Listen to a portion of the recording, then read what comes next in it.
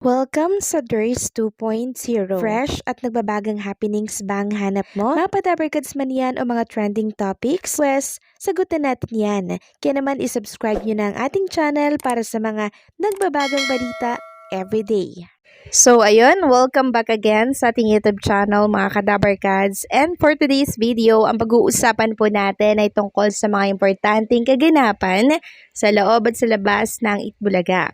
So ang bumungad sa ating mga host kanina ay sila Arvony Gabriel, Miles Ocampo, Allen Kay, Karen, and syempre itong si Paulo Ballesteros. Still, wala pa din po itong si Kuya Ryan, Maine Mendoza, and ine-enjoy pa din nila ang vacation dyan po sa ibang bansa. And speaking of Ryan Agoncillo, nagbahagi nga po siya ng picture po nila ni Judy Ann Santos and the video kuha po dito sa Portugal. So nagpunta po pala sila sa McDonald's. So kakaibang McDonald's po ito in Portugal.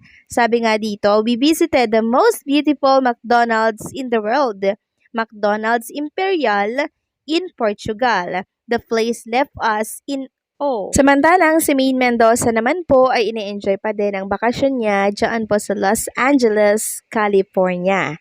Samantalang ang sugod bahay mga kapatid ay nasa barangay Lambakin, Marilao, Bulacan. So medyo malayo-layo ha, Marilao, Bulacan. And during sugod bahay mga kapatid nga po, pumalo ng 20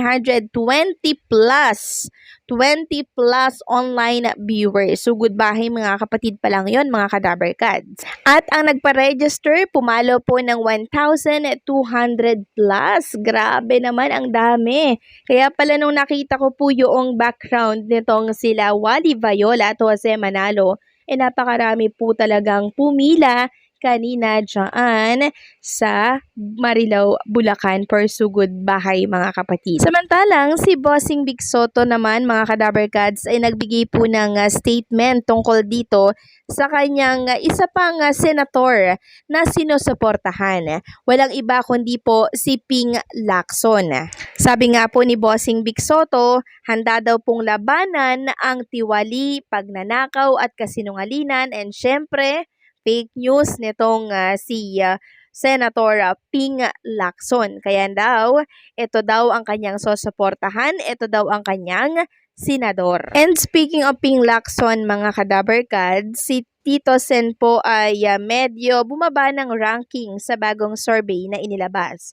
So kung inyo natatandaan, nung nakaraan, nanguna po si Tito Soto. Pero ngayon po, para sa Pebrero 20 hanggang Pebrero 26, ang nanguna po ay si Sen Bongo na may 58.1% voter preference rating. Sinundan ito ni na Rep. Erwin Tulfo, 56.5%, at dating Senate President Vicente Tito Soto na 49.0%. sa ikalwa at ikatlong ranggo. So medyo bumaba lang naman ng konti si Tito Sen, but pasok pa din siya sa top 5. Samantalang, congratulations naman po sa nanalo sa The Porinoy, The APAM Invasion. Itong number 1 po yung nanalo. And ang nag-anunsyo po niyan ay si Arvony Gabriel. Grabe, binibiting niya, di ba? Kwela din itong si Arvony Gabriel, at sabi nga po ng marami na sana ma-regular host na itong si Arvony Gabriel kasi kwela din. Tapos marunong naman siyang mag-host since lagi naman daw wala si Atasha Mulak, kaya pwede daw ito na gawing regular host ng Itbulaga. So si Atasha Mulak po kasi ang schedule niya ay Friday po at Sabado. Kasi nga po super busy ng batang yun eh. Sobrang daming schedule niya, napaka-hectic ng schedule, grabe, di ba? Kaya 2 days na lamang siyang nakakapag-Itbulaga. So, bagay naman si Arvony, so why not coconut, di ba? Samantalang, talakayin naman natin ang tungkol dito sa mga noontime host. 2 noontime host po kasi ang biktima ng fake news. So, unahin natin ang tungkol dito kay Vice Ganda na kung saan ay inalmahan niya. Sabi po dito noong nag-post na fake ha, ayokong magpaka-hipokrito ha. Aminin natin nung time ni FRRD, karamihan ng adik nagbagong buhay. Karamihan sa kriminal nag-uunahang sumuko dahil sa takot kay Duterte. Confident kayong lumabas sa gabi dahil alam nyong yung mga kriminal at masasamang loob nabawasan na. Kung hindi si Duterte yung namuno ng pandemic, lahat tayo patay. Lahat ng pondo ng gobyerno ginamit ni Duterte, maitawid lang tayo sa pandemic.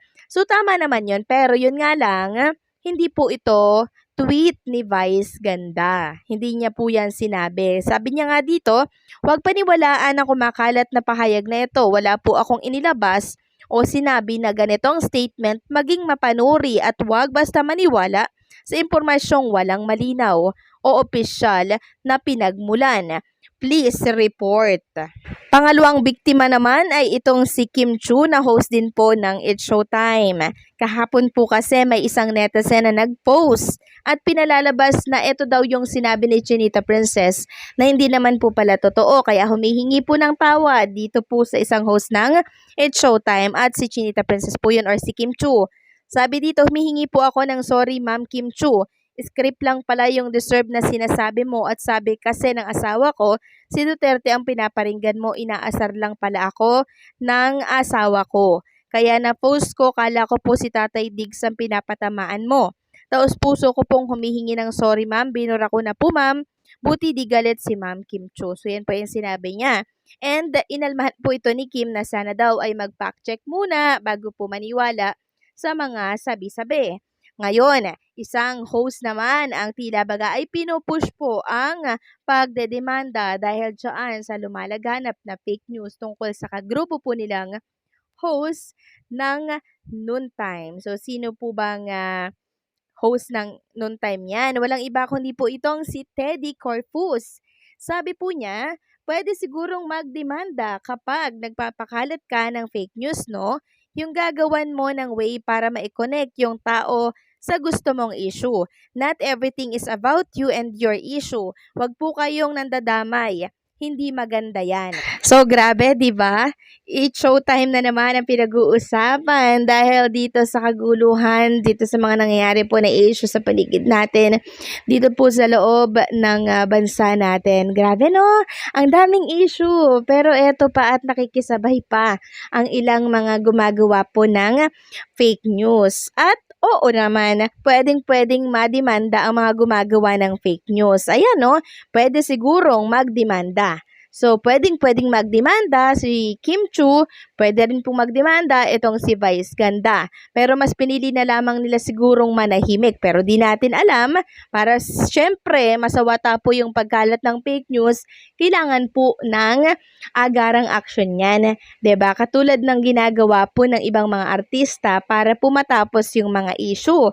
'Di ba? Bigyan po ng parusa, bigyan po ng ng takot, 'di ba? Kaya naman ako, yari na naman po yung nagpakalat ng fake news tungkol kay Kim Chu. Although humingi na naman po ng sorry, pero mali pa rin po 'yon. Samantalang, marami naman po ang naghahanap kay Boss Joey De Leon sa Eat Bulaga ngayon, and kahapon parang wala din siya sa Eat Bulaga, no? So, wag po kayong magalala kay Boss Joey kasi kaninang umaga ay nagbahagi naman siya ng painting. So, siguro nakarest lamang siya, nagpapahinga lamang po si Boss Joey. So, paano hanggang dito na lamang po update natin. Maraming salamat sa patuloy po na pagsuporta.